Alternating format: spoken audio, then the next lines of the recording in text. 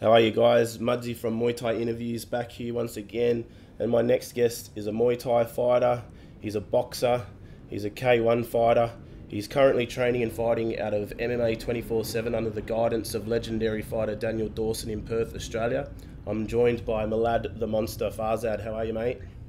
Yeah, good mate. How you going? I'm good, buddy. What's been happening? Not much, man. Just found out that I'm injured and I'm out of my fight with Rob, so pretty gutted at the moment. But yeah, Well, mate, I was gonna get to that, but seeing as we touched on it, mate, yeah, would you be able to tell us a bit about like what happened, like what the injury is, and when we can expect to see you back in the squared circle again? so I'll be back fighting probably in like 4 months, 3 to 4 months. But I've been training with like some tears in my leg for quite a while now, and I've just been like not running, like trying to prevent it from getting worse. But it's developed into a stress fracture, and now it's like unavoidable. You know, I can barely fucking stand up and shit. So yeah, I'll probably be out for about 10 weeks before I can start rehabbing it and getting back into it. And then I'll probably be back the next show after that. I won't stop like doing push-ups and that, but that's probably all I can do for a while. Push-ups until yeah, just keep doing push-ups. Push ups and work on the boxing, eh? Yeah. Now, mate, I was gonna you are still quite young, and you've had well over 60 fights. I think it was 69. You were telling me. How did you stumble across Muay Thai, and where did it all begin for you?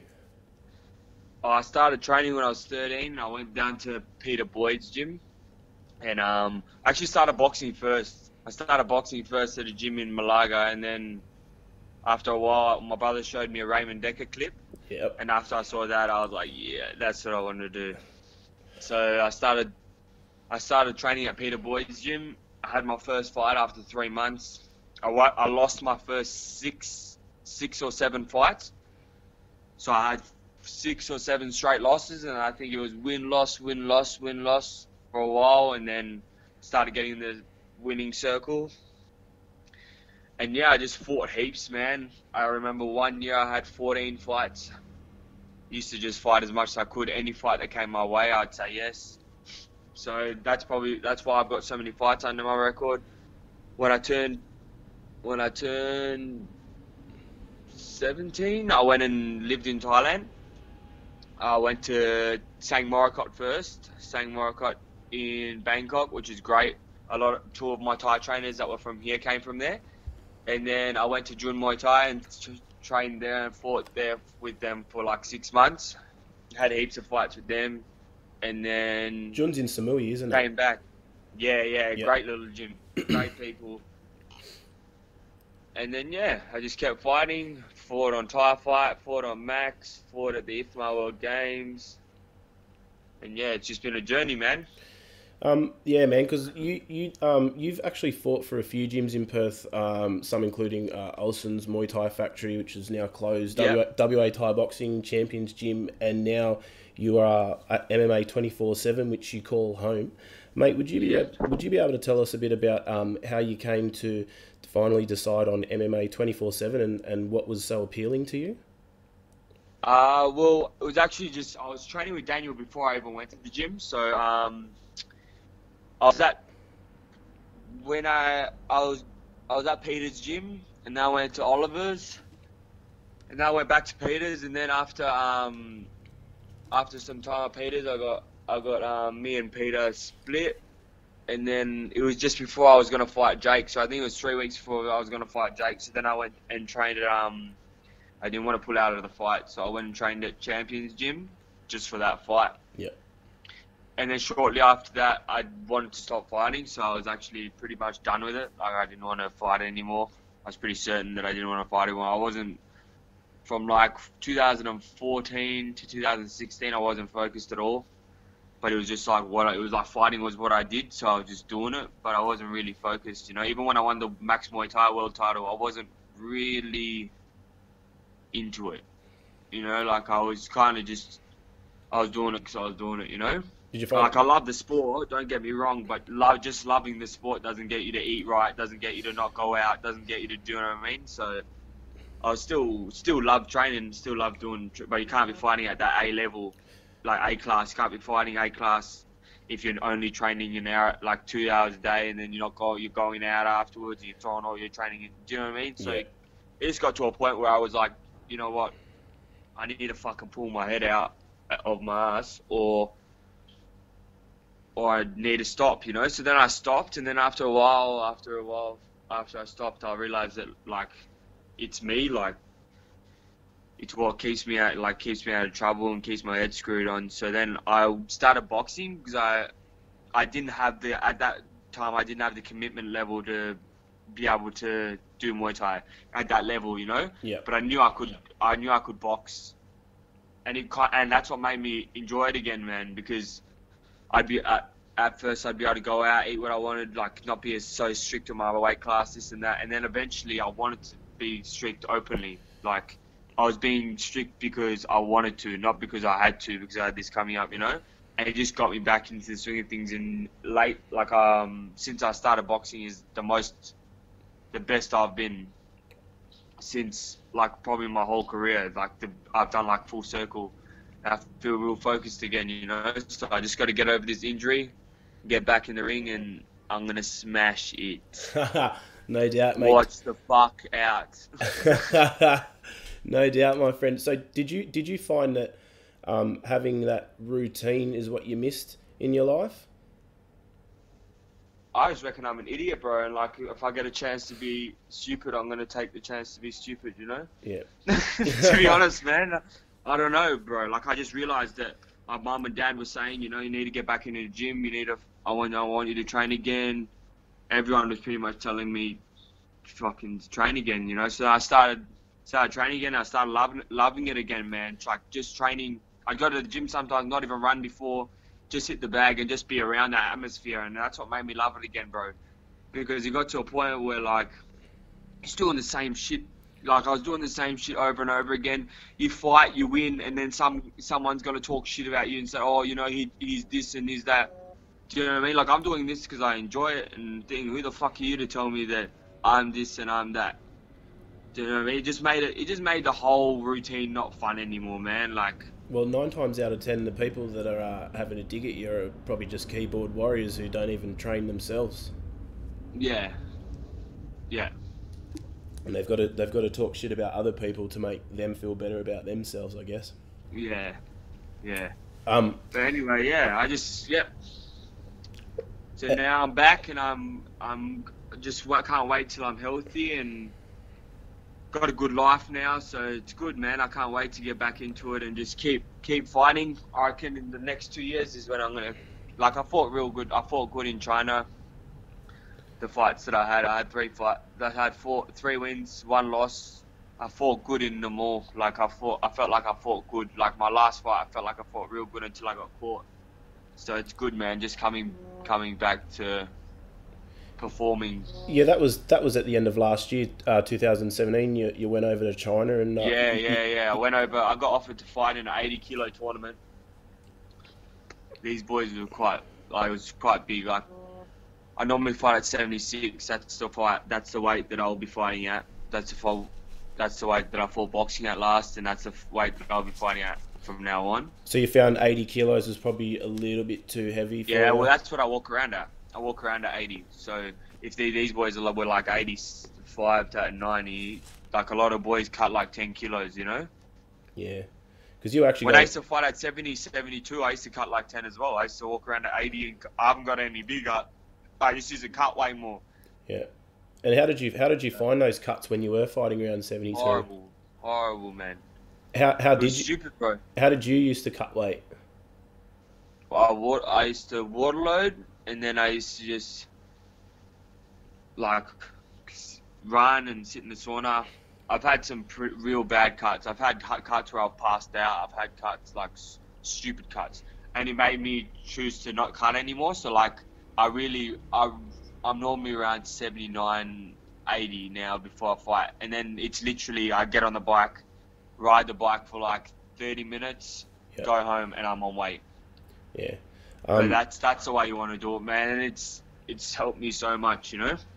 What it used to be was I'd get offered a fight, right, when I was younger. they tell you how much you're fighting for, tell you what weight, and then you'll think, oh, I'm 6 weeks out, I can make that weight. And then 5 weeks gone, you're 1 week out, and you're still at that weight. You know? Yeah. And you're like, shit, you know, I'm not gonna pull out of the fight, but so I'm in trouble, man.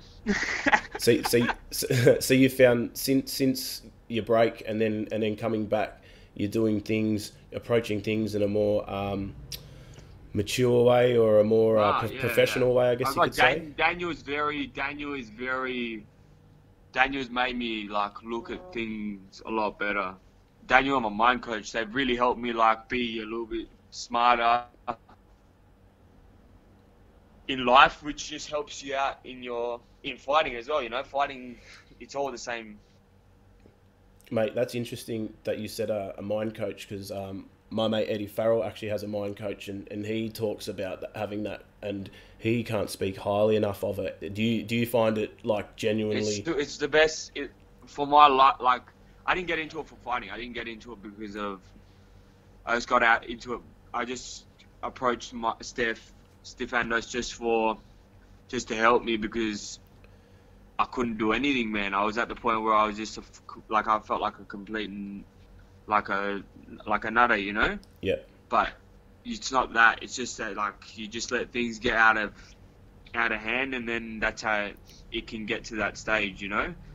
So don't ever feel, to anyone listening to this, don't ever feel crazy, you know? You gotta take the right action for whatever you're feeling, you know? You're not crazy for the way you're feeling. No. Everyone has, yeah. No, definitely not, mate. Definitely. And we did touch on it, but a while ago I watched you win a 4-man on Max Muay Thai a couple of years ago. The first fight was a draw against Kiwi fighter Daniel Kerr. So you both had to go a fourth round to decide the winner. Then you won your second fight by points. What's it like fighting 7 rounds in one night? And when you're training for a tournament style, does your training differ in any way? The training doesn't differ. No. Like, maybe the way you think about it and stuff, but the training never really differed for me. No, it doesn't really differ. Like, you just know, like, because when I went to China at the end of last year, it's not one night. No, that was over like a week or something. Over a couple of days, which is actually a lot harder, eh? Because after each fight, you got to cut weight. So luckily, I was fighting at 80 kilos. But when you fight 7 rounds in one night, it's just, the second fight's really fun, man, to be honest. The first fight's like, I don't get nerves personally, but the second fight is like, hell, you're just in flow, man. You're just enjoying yourself and having fun. I can't wait to be back fit and healthy and just doing my thing in there, bro. I can't wait. Hopefully I can get back on the big shows in Australia one day. Like, it'll be good, man. I can't wait. And did you find that because you'd already fought once, and like you said, you didn't get nervous, but I guess because you've already stepped in the ring once that night, that the jitters go away for your second fight? Yeah, kind of, eh? Yeah, kind of. I think it must be that. And another one I'm keen to talk about is you fought on Thai Fight a few years ago. You were only quite young, and you put up a really good performance against Sayuk. And I noticed I should have won that fight. Yeah, a few people were saying that. I noticed you had the legendary Yusuf Boganam in your corner. What's it like having someone like him giving you instructions? It was real cool, man. When me and him became very close friends, like, I couldn't talk highly enough of him. I went and stayed in Thailand when I was 18, and I stayed with him. And he just took me in like his own little brother, you know. And it was just epic, man. Like, training hard. He trains hard. Like, he trains like a freak. And we used to spar every day. Like, everyone would be gone and we'd still be training. So it was really good. Really, really, really good. And we were about the same weight. So we were fighting the same opponents, man. Like, so just before I fought Sayok, he fought Sayok. And then I fought Sayok. And then he fought Farmon Kon when I fought Sayok. And then straight after that, 5 months later, I fought Farmon Kon. So it was like we were fighting the same guys, you know. So he would fight him, and then he'd give me tips on what he'd think, and then I'd fight him, and then it was cool as, man. He's pound for pound the best. I was just going to say, mate, in my opinion. have you seen his last? Him and Sanchez are pound for pound the best. Have you seen Yusuf's last 2 fights? He made his opponents quit. Quit, yeah. No mas, no mas.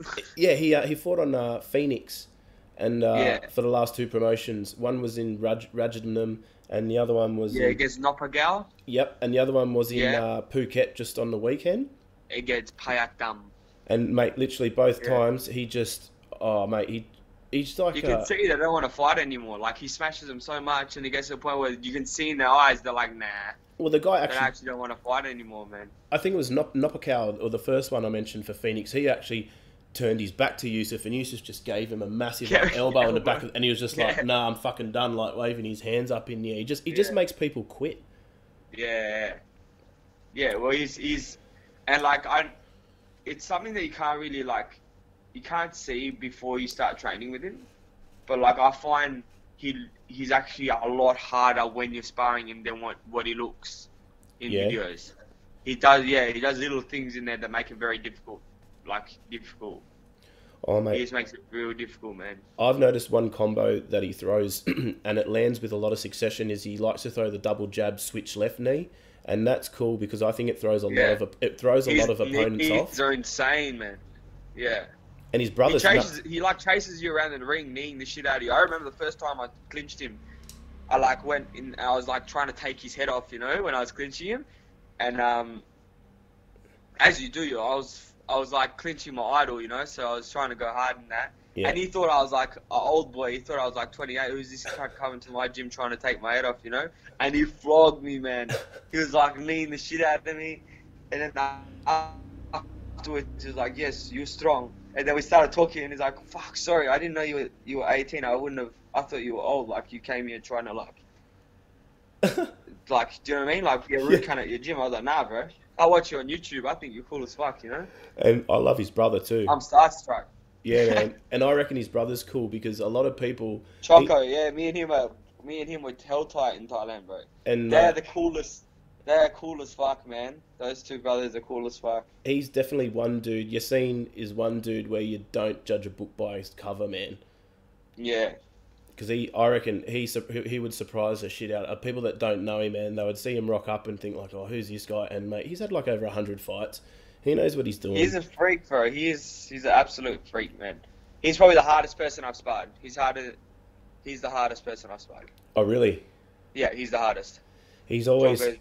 I love his style. I love his style because he looks so relaxed in there, like nothing. Yeah. He's got that nice, you know, Thai style, that rhythm going, and just nothing phases him.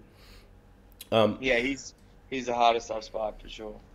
Awesome, man. I'm probably getting a little caught up in talking about all this, so I'll move on.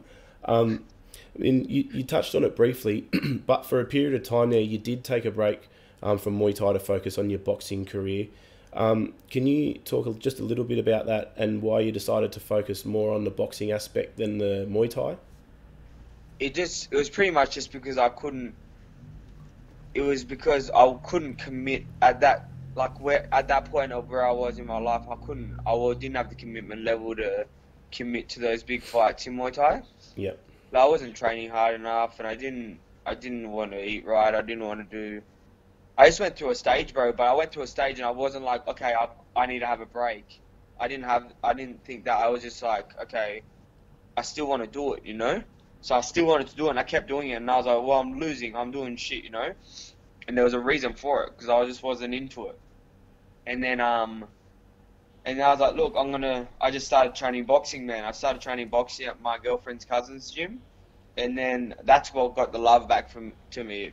I was like, when I first started going back, I was just doing it I was just doing whatever was fun, and then eventually I started sparring at other gyms. I stopped going out, and then I started eating right, even when I wasn't getting ready for a fight. So it really helped me. Definitely, that's what got me back, man. And then now I'm in love with boxing, and that's where my future is. I want to kickbox as well, but I enjoy both sports, so I just keep going with both sports. So that's what my next question was going to be. I was going to say, so with the boxing, that's obviously reignited your spark to fight again. But what do you see yourself focusing more on, the Muay Thai K1 I aspect couldn't or the tell you boxing? yet, bro. I couldn't tell you at the moment. To be honest, I couldn't tell you at the moment. I'm actually in like a stage where I'm just taking it as it comes till I personally know myself. And then yeah, but I Um, love boxing, man. Boxing is a great sport. It's a smart sport. one thing I'm glad that you have brought up a couple of times, and I'm glad you did, is nutrition and how you think that. Well, we all know that, but maybe it might be good hearing it from a person such as yourself. How much of a factor having good nutrition and a good diet is, rather than, I mean, you can do the training and you can go through all the momentum, but if you're not putting the right fuel into your body, then you're not going to get the desired results you need. How important did you find that after working that out and being what you've been through, as how important it is to actually have a good nutrition? Yeah, definitely, man. Like lifestyle is is key, man. If you keep a clean, if you live a good lifestyle and you're enjoying training, why can't you like you're gonna be good? Do you know what I mean? You're gonna like you're gonna be good, but you're gonna be ready. You know, you're never gonna go in there not ready. If you live a good lifestyle and you're training good, but it's just go like not eating. If you just stop eating right, and then when you go to like when you turn 18, you start partying. When you go out, you know, it's just like a stupid cycle, you know.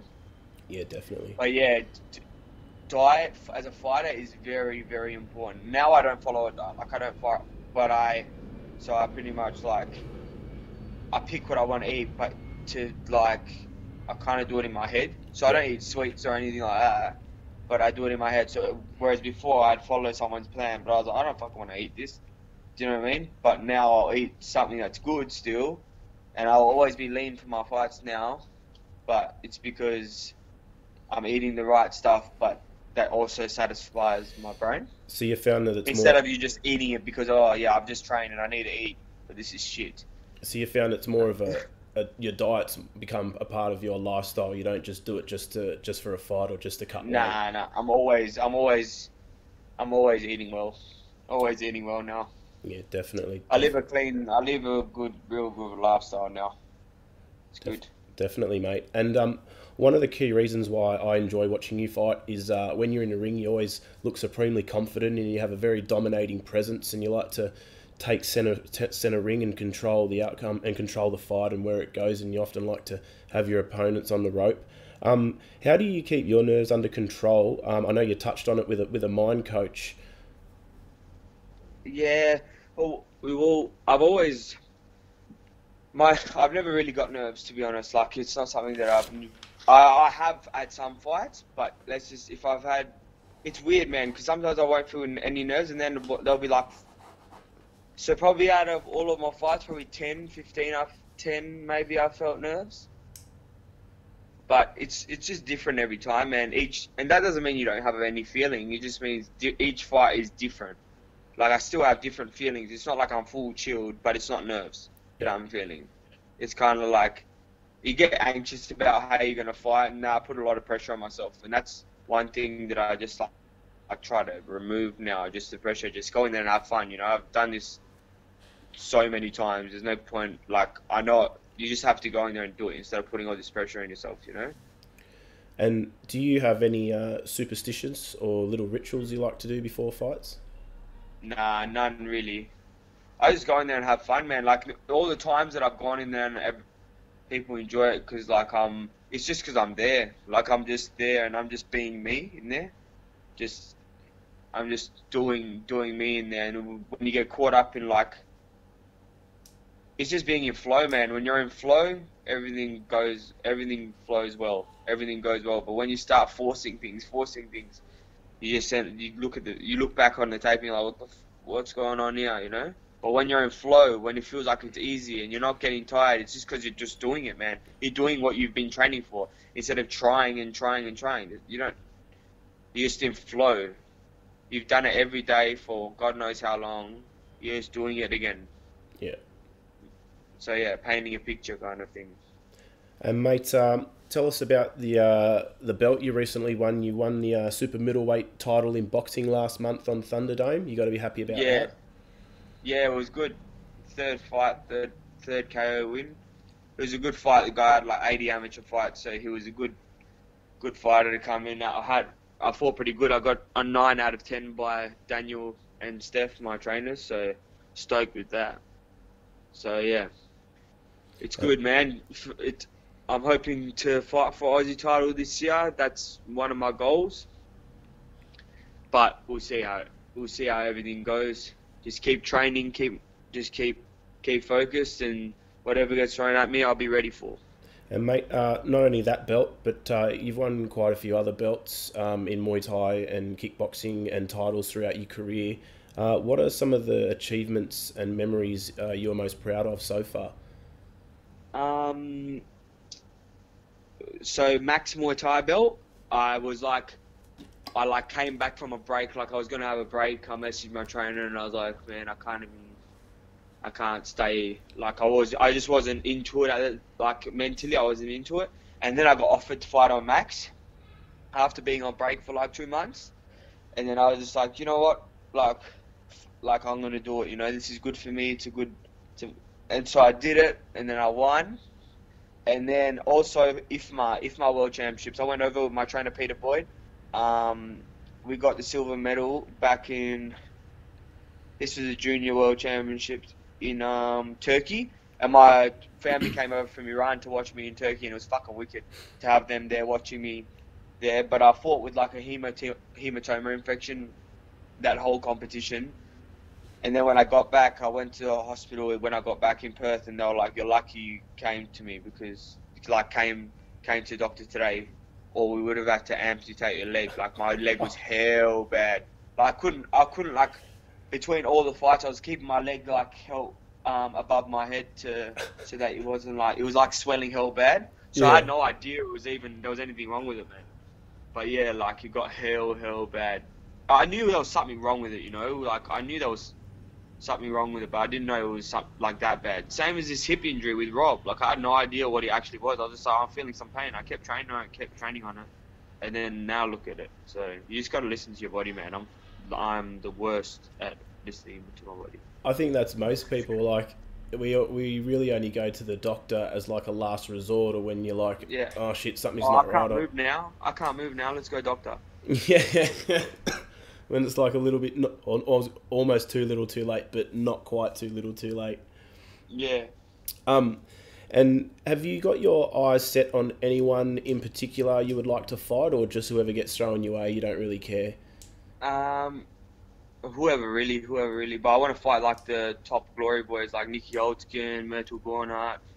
I want to come back and fight Jake Land. I want to fight all them boys. And try and stamp your authority in the super middleweight division. Yeah, yeah, come back. Maybe even Toby Smith. Yeah. All the boys. Whoever's there, I'll fight. Mate, used to, that would be an absolute cracker, I reckon. Yeah, too aggressive. Toby's wicked, man. He's number one. People trying to fucking say that, oh, Jake is nah. Toby's number one, bro. I think to beat the number, Toby's proved it time and time again. You know. he has, and I think to be fair, to be number one, you've got to beat number one. So I honestly think those two have to fight. Yeah, for sure. Yeah. If to decide, but yeah, I see where you're coming with that. Now, mate, Yeah. I've thoroughly enjoyed our chat. Just before I let you go, because I appreciate your time, mate. If people want to follow you, stay up to date with what's happening with you fight wise, or how can they follow you? Have you got like Facebook or Instagram? I've got Facebook, Millad Farzad on Facebook, and the same on Instagram. So Millad Farzad, just Millad Farzad, no dots, no spaces, just Millad Farzad. Or one word. Awesome, mate. If promoters want you to fight on their shows, who should they get in contact with? Contact Daniel Dawson, and let's get it on, man. Now, mate, lastly, is there anyone you wish to thank or give a shout out to? I just want to thank all the promoters that have had me on over the years. Everyone that's had me on, they've all helped my development in the sport. My trainer Daniel Dawson, my mind coach Steph DeFandos, and everyone that's helped me along the way, man. All the fans, everyone that I fought, everyone. They've all been a part of my amazing journey. Only Well, getting started. well, mate, I personally can't wait to see what's next for you, and I definitely love watching you fight and your walk Thank you, forward, mate. aggressive, commanding presence that you have in the ring. So I can't wait to watch you, mate. And thank you very much for taking the time out to have a chat with me. Appreciate it. No worries at all, mate. Hope everyone enjoys the interview. Thanks, mate. Cheers, buddy. Cheers, bro.